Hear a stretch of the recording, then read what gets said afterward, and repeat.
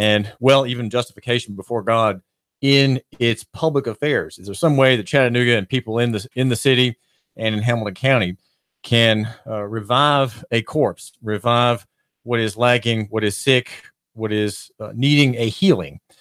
And that is always perhaps the question that I ask here at the David Tula Show here at Nooga Radio.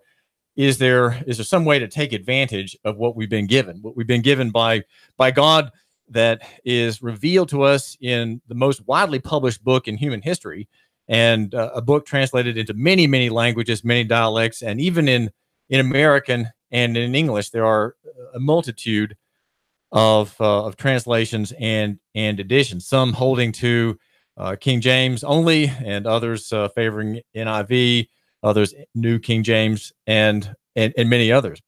And can we take advantage of the resurrection for ourselves? Now, maybe I would say as a Christian, it should be with the purpose of glorifying God. But even if that's not your goal, is there some way that you can borrow from this concept of a law that exists outside of man, a law that is all about justice, all about perfection, and which was lived out by the Lord Jesus, right? The Lord Jesus, whose resurrection was celebrated yesterday all across Christendom. It's celebrated really every day, and every Lord's Day as well. But every year there's a big hoopla kind of where the world sort of joins in sympathetically with this Christian celebration of the empty tomb.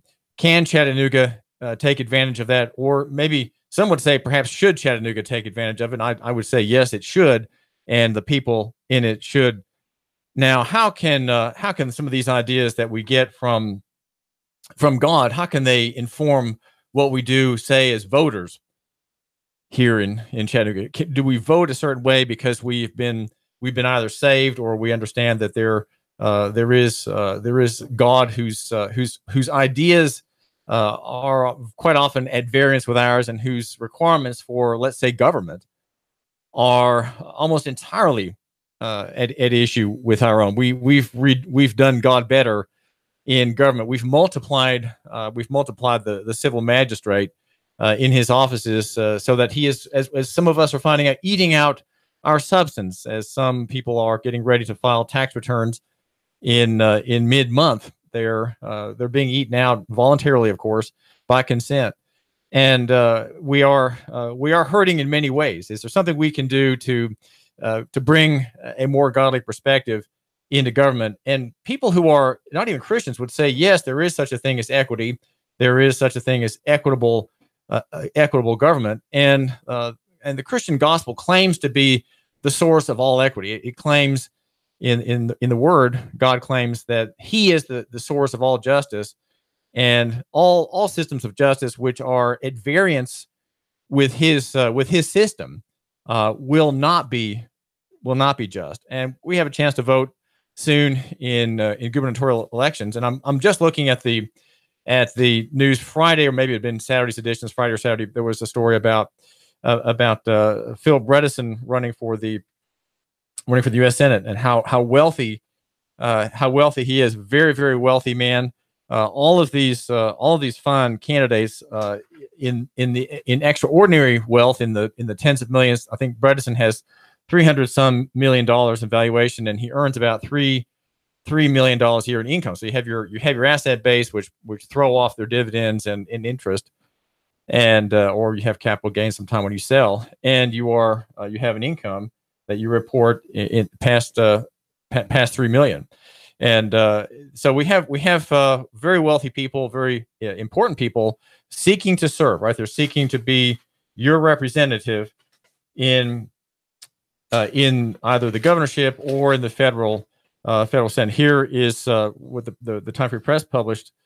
I picked this up from Tom Humphrey and his blog. It comes by email. If you want to keep up with Tennessee news, just get his blog. And he quotes press releases and excerpts from newspapers. This one from the Times Free Press. Bredesen had assets and income of between $92.2 million and $378 million, and liabilities of less than $10,000. So he had He had investments and assets, not very saying very much about what he has, between 88.9 and 358 million. He reported income, here it is, of between 3.3 million and 20.1 million dollars. Again, seeking to become the federal senator. Used to be senators represented the state to the Congress, but when the American people had had enough of states and wanted to have a unitary and consolidated government, they said, well, we want direct elections from senators. So you have really two houses of representatives. The Senate, which used to represent the state's interest to the federal government, now represents the people's interest. And then you have the House of Representatives, again, representing the people's interests to the federal government, sort of the face of the federal government, if you will. And so he wants to be in that office, again, not to represent our state to the Confederation, to the Union, but simply to represent you. And he's seeking that office. Marsha Blackburn, also mentioned in the story, she has reported between $168,000 and $520,000 in assets. And she and her husband Chuck have debts. The Times Free Press reported almost $1 million in debts in the way of mortgages. The story says that Bredesen, who was the governor, gave his annual salary to charitable groups, but he is collecting his state pension of about $111,000 a year. And he says he's not buying the Senate. He says, I think the public is vastly smarter than that. Over my years in public life, I have on occasion funded my own campaigns, and on occasion raised money. The difference between the two is I have always lost the ones that I funded myself. Now, also running in high office, this one for governor is Randy Boyd. There's a story that Tom Humphrey cites about his fourth commercial. And we've been seeing Randy Boyd, the former economic development commissioner in the governor for a Republican governor. His campaign is on K to J, kindergarten to job. That's the idea, of course. Education is schooling. Public schooling is about getting a job. It's about job training. Have we not forgotten that education, and insofar as schooling is intended to bring one an education, it is to make one a liberal person, right? To be liberally minded, to have a moral sense, and to know how to find out things, and not to be a person not swayed by media, someone who can think independently of propaganda, independently of advertising, and to realize that the status quo is not the law, right? Just because you have a status quo, that does not mean that things should be that way. It's just that those are the things that are, and the things that are the institutions that are, the customs that are, the economic system that is, they are not necessarily what should be, right? So education should be the training in discerning what we have and how it actually works versus what should be. And the should be is the moral part. That is to say, the ethical, let's say ethical judicial part of education, where you learn what's wrong with what we have, right? And why is it wrong? Who's gaining from it? Who has a cartel, right? Where are the cartels? How do they operate unjustly for their own enrichment? And how do they stiff other people, the poor? How do they stiff competitors? How do they stiff smaller players? And again, we have always the advantage of size. Size with a government connection and a government sinecure seems to give certain people an edge. Randy Boyd, I'm not suggesting here that he is doing anything unjust or wrong. Just making that comment just in general here. David Toulis, we are live on the David Toulis Show. Local economy, the free market is what we cover every day. Love your neighbor and buy local. This former Republican economic development commissioner has in his ad, very sweet ad. He's kind of rushing through it. You can tell that the editors had to kind of cram a lot in, and they sped up his voice more than the 4-5% that goes without people telling. He is as the story says, the architect of the Drive to 55 Education and Workforce Development Initiative. And also he has to his name Tennessee Promise and Tennessee Reconnect scholarship programs. Again, these are kind of marketing for the school cartel, the way that you think that the government is doing something to help people. And Drive to 55 is intended to have a certain number of percentage of people graduate from the school system. He also founded a nonprofit group, TN Achieves, which is comprised, the story says, of thousands of volunteer mentors across the state who guide students through the college process. It's very, if you look at what's inside that program, there's very little that's there, but it sure sounds good, right? It sure sounds that it's important. And you can see when you hear of this program, the genuine and authentic concern that Randy Boyd has for the people. Also in the race for governor, there's Diane Black. Now she is having some very nice credentials in today's news roundup, news quotient here on the David Tula Show. She's joining with Arthur Laffer, who is a conservative, kind of free market oriented economist, and has in the Tennessean today. Actually, it was maybe Friday. She has in the Tennessean Representative Diane Black, federal Representative Diane Black, running for governor, a column about the Nashville, the proposed Nashville public works boondoggle that will be it will be a great benefit to the builders and real estate people. But again, it's once more. There's from Megan Barry, who resigned in a sexual and adultery scandal, and also a little bit of fraud against the state. She who declaimed, by the way, against the Nashville Declaration on sexual morality. She said, "Well, we can't have defense of marriage," and to call anything the Nashville Declaration certainly does not reflect the people of Nashville. Well, perhaps she did, right? Perhaps she did reflect the people of Nashville if they have the liberal mores and sexual mores that she and her chief of security enjoyed in their trysts together. But the plan from her breast, if you will, is Let's Move Nashville, a gigantic plan that has underground tunnels and so on that will be centralizing government infrastructure and focusing on the downtown. Somehow downtown is where everything is, and all roads in her concept lead to Nashville. So Diane Black is taking this on with this conservative writer, this conservative thinker, who's been around for a long time. And everybody knows his name, Arthur B. Laffer, and they say that, well, Tennessee is a rich state. There are many benefits here. It has no tax on wages, as we say, no income tax. The Hall income tax on bank interest and dividends is being phased out. There's no death tax. And why do we want to be like other states that have heavy spending in government infrastructure? She says our incredible success is in part due to the fact that Tennessee doesn't have an income tax or death tax. Our property taxes are low, and our overall tax burden is the third lowest in the nation. We have excellent public services, highways, she says, improvements in our school system, she says, close to the highest in the United States. It also has the state also has budget surpluses, the best credit rating in the nation, and well-funded employee pension funds. Well, the Tennessee Consolidated Retirement System is a sovereign wealth fund, by the way. If you haven't heard it put that way, that is what it is.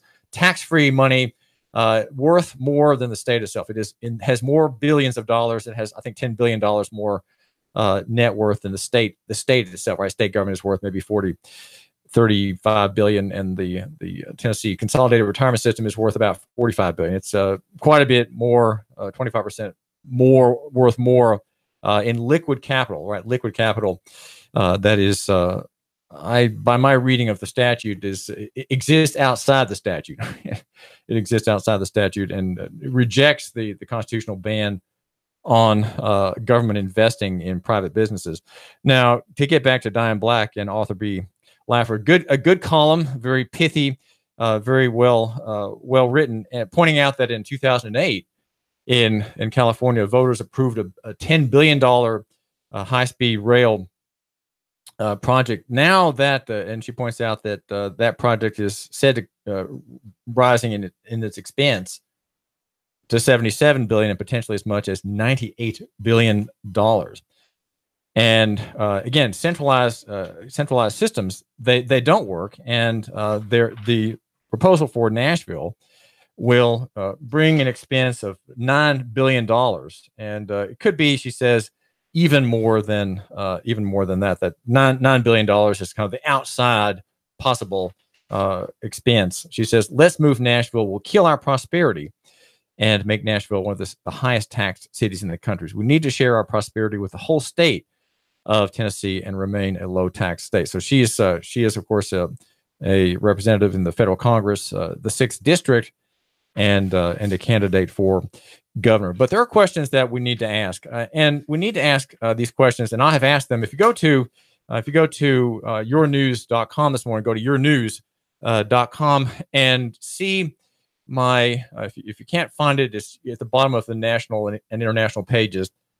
And if you can't find it, just do a search on my last name, Tulis, Tulis, and I'm asking the militant questions, right? The militant questions for governor, and they focus. They're not all the ones that could be asked, mind you, but they are perhaps the most important ones. One touches on the state highwayman program. Now that program is one in which the Tennessee Highway Patrol, the Tennessee Department of Safety and Homeland Security, conducts regular raids on the people. These are raids for cash and goods, liquid goods that are easily fungible, and that is to say they're easily sold. And that's called the Civil Asset Statute that has created the Tennessee Highwayman Program. Joining in the fun are very aggressive counties such as Rutherford County, southeast of Nashville, which where the sheriff's department is, and then having judicial task forces that involve even corporation cops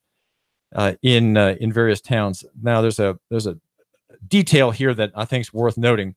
The state had 7,616 civil asset forfeiture proceedings in 2016. I don't have current information. Law enforcement seized more than $17 million in cash, and get this, 3,636 cars were stolen from the people, and that is from Representative Martin Daniel in Knoxville. For the total 2009 to 14, it was reported that $85.9 million plus $26 million was shared by the United States from 2009 to 13. And the question is for Diane Black. The question is for Mr. Boyd. Will you rein in this program? Will you stop this program? Now, the figures across the country on civil asset forfeiture are simply staggering. And Tennessee state government and sheriff's departments across the state are taking part in it. I have a report that came out a year ago regarding the DEA's auditor of where money is coming from. And it found that since 2007, the DEA seized more than $4 billion in cash from people merely suspected of involvement with the drug trade. Now, that doesn't mean anything. When you're suspected, that doesn't mean anything. It just says that someone thinks you may have had some connection with the drug trade because you have cash, right? Cash is always tainted with narcotics in microscopic portions on the face of every bill, just about. And we don't even have to prove that. We can just allege it, and we'll take your money, and you have to sue in our administrative agency to get it back. 81% of those seizures, totaling $3.2 billion, were conducted administratively. And that is to say there was no criminal case filed. It was done administratively. And will the governor, the next governor, stop this program? Will he stop it by defunding it? Will he stop it by some executive action? It is a lawless program. No court action. And that dollar figure, the Washington Post, Christopher Ingram, says does not include other assets like cars, homes, electronics, and clothing. So that's just the green rectangle seizure amount. And so the departments keep the cash under equitable sharing. They buy cars, they buy vacations, they buy all kinds of things. They buy more police equipment, right? They buy more police surveillance gear, all to make you safer, right? To make you safer. And that's in the $3.2 billion since 2017. And that again is one question that we have to ask. Yes, we don't want to have a public works program, Diane Black, but what will you do? What will you do to protect the people of Tennessee, like you, my listener, from these abuses? We know that law enforcement agencies kill at least 1,000 people a year. This month already, in the first couple of days of the month, there have already been 6 people killed. As I read a website that tallies these were in at least 2 or 3 of those cases in the past 2 days have involved fugitives who were armed. So not always are these killings of innocent people, but many of them are. Many of them are. And this is David Toulis. There are other questions we want to ask about the governor candidates. These are the questions that are militant, okay? They are militant questions because they represent the interests of the common people and the free market. And that's what I do here on the David Toulis Show, is defend local economy and the free market, loving your neighbor and buying local. Brought to you by yournews.com, yournews.com, and also our sponsor, Nuganomics.com. David Toulis, I've got some important messages. The Tennessee Valley's news talk leader, Nuga Radio, digital FM 95.3 HD4 and 92.7.